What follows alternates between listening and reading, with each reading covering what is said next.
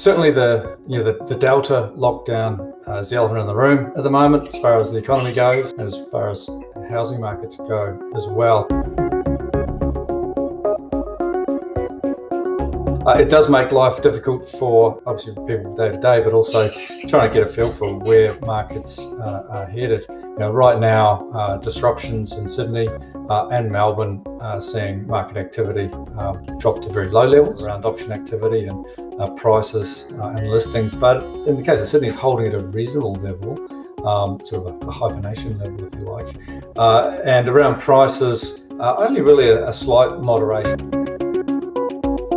Unfortunately, it's looking like the spring season is likely cancelled this year for the major markets in Sydney and Melbourne. We're already seeing that listings are falling away very sharply.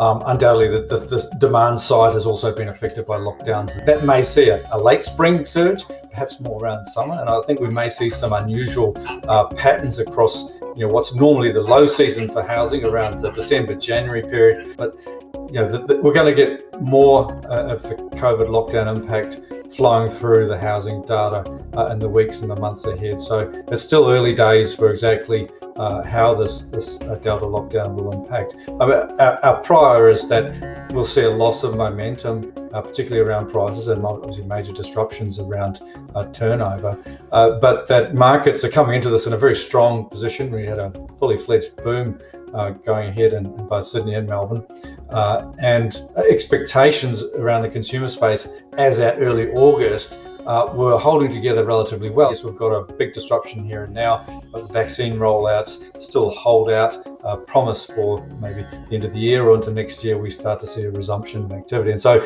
on that basis, you'd expect beyond that loss of momentum, we should reopen pretty strongly, both for the economy and for housing markets. Outside of Sydney and Melbourne, the other states have been much less affected by COVID disruptions. Yes, there have been these mini lockdowns, but nothing like what we've seen in Melbourne and Sydney, and prospects there are still very strong.